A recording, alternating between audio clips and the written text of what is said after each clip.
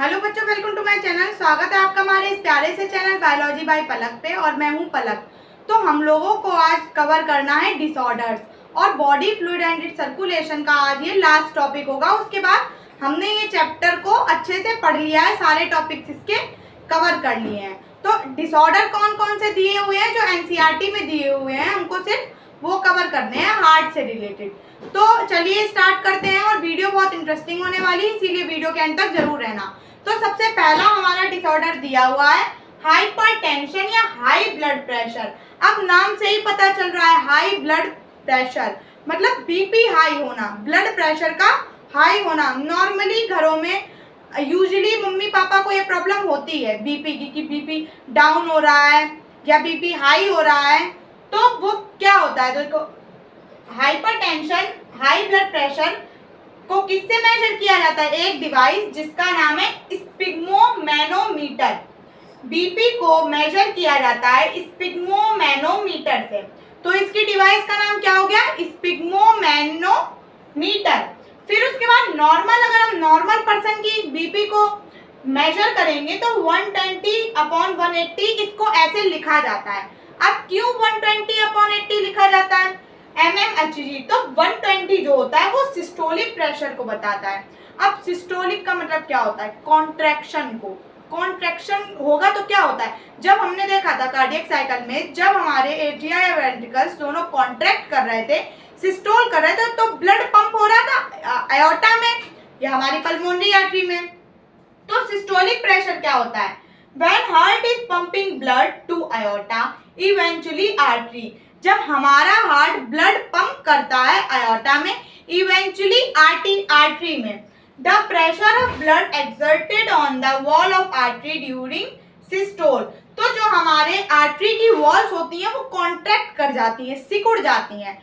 तो इसीलिए हमने इसको क्या बोला? 120 को हमने बोला systolic pressure. Then 80 is our diastolic pressure. Diastolic pressure क्या होता है? The pressure of blood exerted on the wall of artery during diastole. जब हमारी आर्टरी की वॉल रिलैक्स मूड में होती है तो उसको हमने बोला डायस्टोलिक प्रेशर। तो नॉर्मली पर्सन का अगर हम ऑब्जर्व करेंगे, मेजर करेंगे, तो हम देखेंगे 120/80 होगा। अब हाइपरटेंशन अब कब कहेंगे? तो 125 हो जाए, 130 हो जाए, 135 हो जाए, तो हम इसको हाइपरटेंशन नहीं कहेंगे। मिनिमम हाइपरटेंशन में हमारा ब्लड प्रेशर कितना होना चाहिए? 140/90। May be due to poor lifestyle, stress, smoking, ETC. और हाइपरटेंशन किस वजह से होती है? या फिर तो बेटा स्ट्रेस ले रहे हो तो हाइपरटेंशन हो जाती है। हमारे मम्मी पापा को अधिकतर क्यों होती है? अधिकतर तो स्ट्रेस की वजह से होती है ना। तो अगर आपकी लाइफ स्टाइल बहुत बेकार है, कुछ भी खा रहे हो, सोने का टाइम अलग है, उठने का टाइम अलग है, तो उसकी वजह से भी हो सकती है। तो अगर हम हाइपरटेंशन की बात करेंगे तो may be due to poor life style, stress and smoking. अगर आप स्मोकिंग कर रहे हो तब भी आपको हाइपरटेंशन की प्रॉब्लम हो सकती है। दोबारा से देखो हाइपरटेंशन, और एक मैंने ऊपर पॉइंट लिखा हुआ है vital organ affected brain and kidney. अब हाइपरटेंशन की वजह से, अच्छा आपने ये तो सुना ही होगा कि बीपी हाई होने की वजह से जो हमारी ब्रेन की नसें होती हैं वो फट जाती हैं। ऐसा कहते हैं कि ज्यादा बीपी हाई होने से ब्रेन की नसें फट जाएंगे। क्यों होता है? देखो हाइपरटेंशन में क्या होगा? ब्लड प्रेशर, ब्लड का जो प्रेशर है वो बहुत हाई होगा, बहुत ही तेज से आएगा। सबसे ज्यादा ब्लड कहाँ जाता है? हमारे कौन से ऑर्गन के पास? किडनी के पास। हार्ट का 1/5 ब्लड जाता है हमारी किडनी के पास। तो सबसे पहले कौन सा ऑर्गन अफेक्ट होगा? हमारी किडनी अफेक्ट होगी। और ब्रेन के पास भी सफिशिएंट अच्छा खासा ब्लड चला जाता है तो हमारा ब्रेन अफेक्ट होगा। तो इसीलिए हाइपरटेंशन की वजह से ब्रेन और किडनी हमारे सबसे पहले अफेक्ट होते हैं। फिर दोबारा से देखो, एक बार रिवाइज करते हैं हाइपरटेंशन को अच्छे से, क्लास में रिवाइज करके चलते हैं। हाइपरटेंशन मतलब बीपी की प्रॉब्लम। तो बीपी नॉर्मली पर्सन की कितनी होती है? 120/80। और बीपी को हम किससे मेजर करते हैं? स्पिग्मोमैनोमीटर से मेजर करते हैं।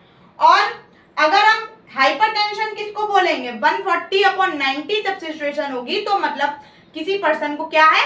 हाइपरटेंशन हो रही है। फिर हमने क्या देखा था? 120 हमारे सिस्टोलिक प्रेशर को बताती है जब हमारा हार्ट ब्लड पंप कर रहा है। देन 80 हमारे डायस्टोलिक प्रेशर को बताती है जब हमारी वॉल्स रिलैक्स स्टेट में होती है। तो हाइपरटेंशन अच्छे से कवर हो गया है।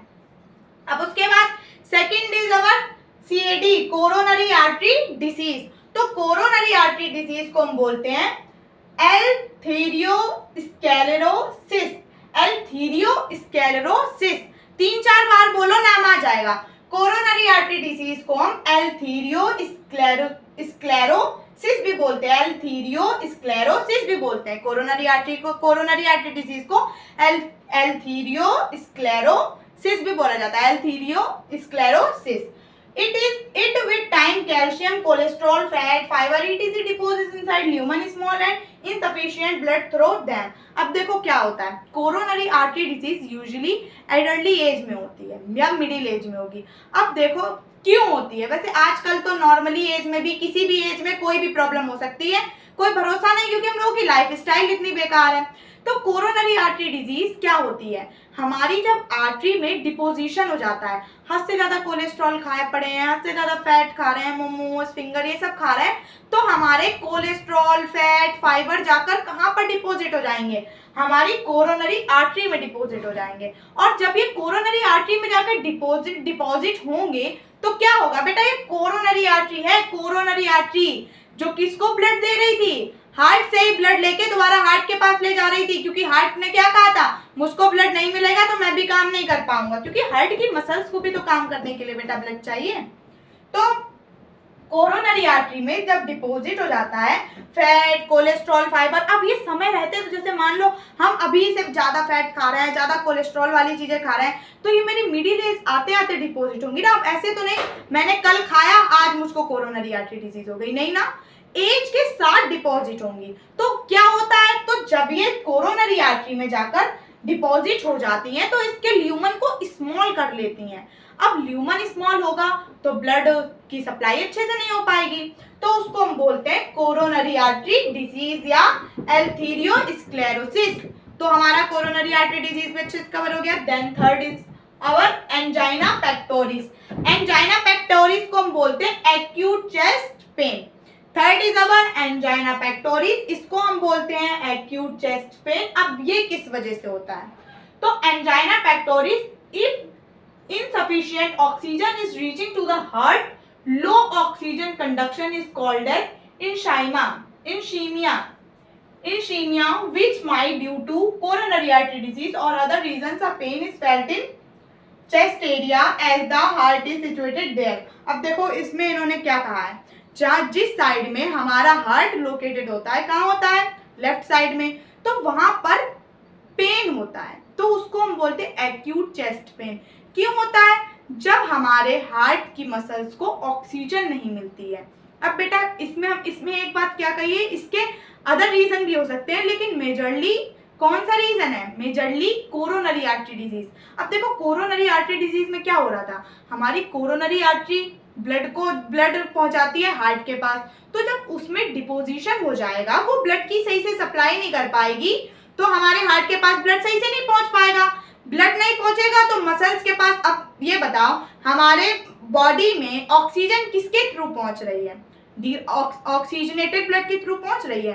तो जब ब्लड हार्ट को नहीं मिल पाएगा तो क्या होगा, एंजाइना पेक्टोरिस, मतलब एक दूसरे से रिलेटेड है। अगर जिसको कोरोनरी आर्टरी डिजीज है तो उसको एंजाइना पेक्टोरिस आराम से हो जाएगा। इसका मेजरली वन रीजन है, अदर रीजन भी हो सकते हैं, लेकिन मेजरली आप खुद लॉजिक लगाओ।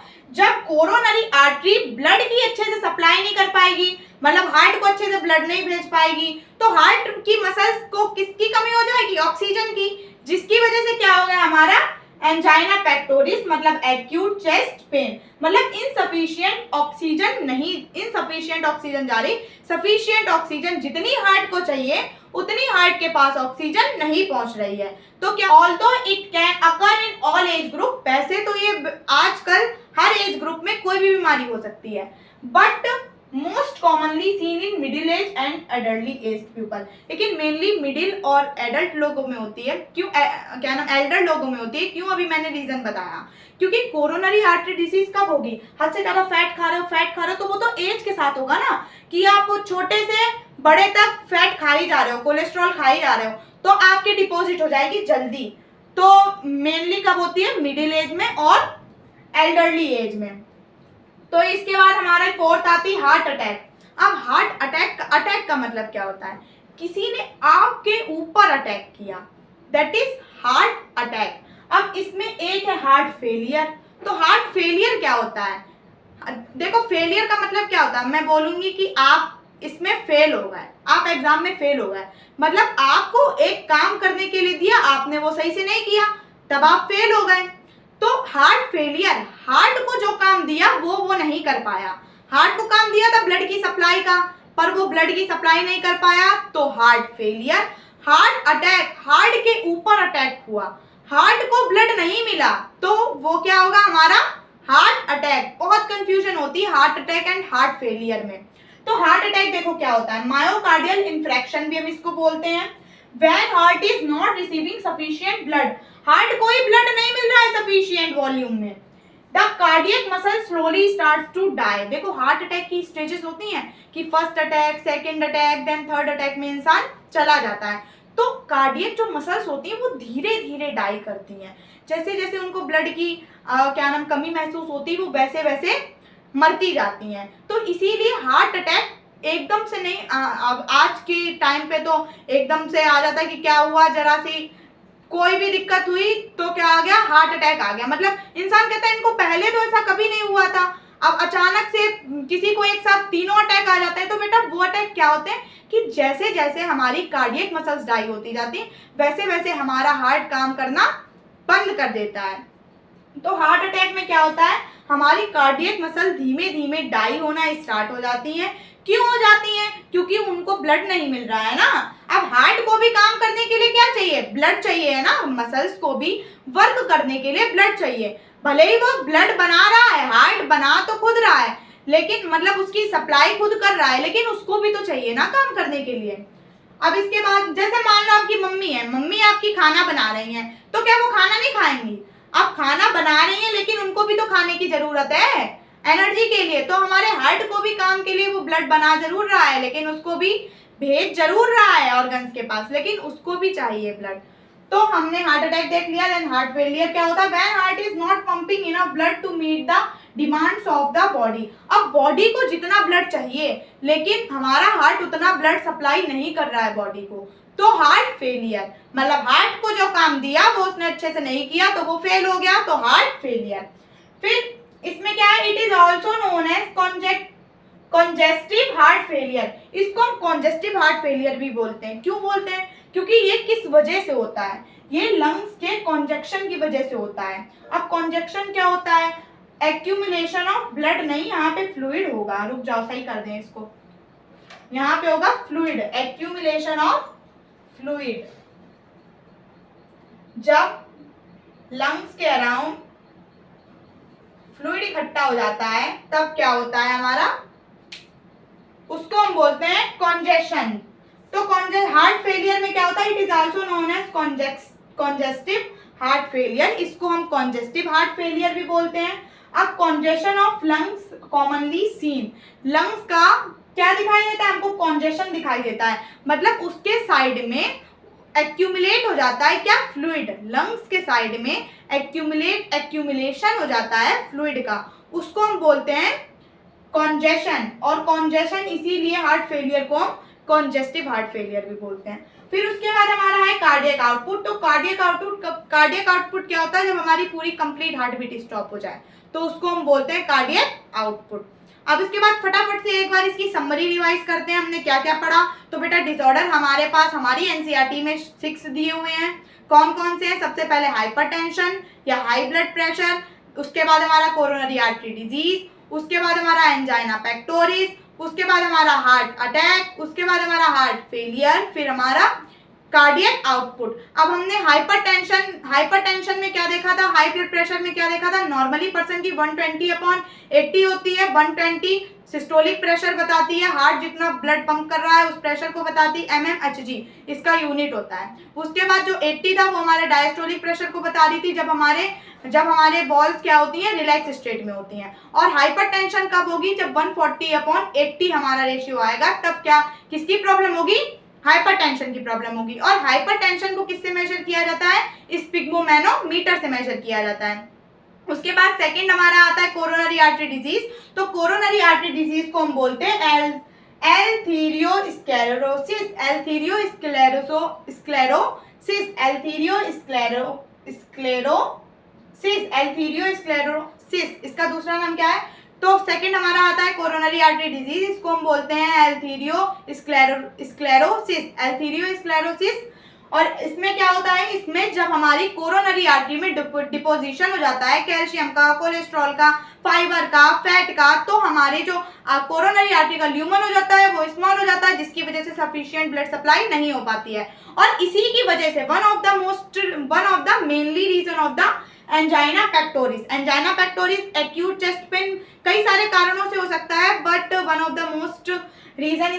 द मेजरली रीजन इसका होता है कोरोनरी आर्टरी डिजीज, मतलब इनसफिशिएंट ऑक्सीजन हमारे हार्ट की मसल्स के पास नहीं जा रही है, तो हमारा एक्यूट चेस्ट पेन होता है। उसके बाद हमारा क्या होता है? और ये जो एंजाइना पेक्टोरिस होती है ये कौन सी एज में दिखाई देती है? यूजुअली मिडिल एज में और एल्डरली एज में। उसके बाद हमारा हार्ट अटैक क्या होता है? हमारे हार्ट के ऊपर अटैक किया, हार्ट को जितना ब्लड चाहिए लेकिन उसको उतना ब्लड नहीं मिला, तो इसकी जो मसल्स होती हैं वो धीरे धीरे डाई होना स्टार्ट हो जाती हैं, तो हार्ट अटैक। फिर हार्ट फेलियर क्या होता है? हार्ट फेलियर, हार्ट का काम था ब्लड को पंप करना बॉडी में, लेकिन उसने ऑर्गन्स के पास सफिशिएंट ब्लड को पंप नहीं किया, तो वो हमारा क्या हो गया? Heart failure. और इसको हम कॉन्जेस्टिव हार्ट फेलियर भी बोलते हैं, क्योंकि कॉन्जेशन हो जाता है लंग्स के, कॉमनली सीन इन लंग्स के अराउंड कॉन्जेशन हो जाता है। Congestion means accumulation of fluid. फिर हमारा आता है cardiac output, cardiac output complete stop of heart beat, हमारी हार्ट बीट पूरी तरह से स्टॉप हो गई है। तो हमने बहुत अच्छे से डिसऑर्डर्स को कवर कर लिया है। और फाइनली आज हमारा body fluid and it's circulation chapter and हो गया है। अगर आपको किसी भी टॉपिक में कोई भी डाउट हो तो आप मुझको कमेंट सेक्शन में बता सकते हैं, मैं उसकी दोबारा से वीडियो डालूंगी और अच्छे और ज़्यादा अच्छे दोबारा से एक्सप्लेनेशन के साथ।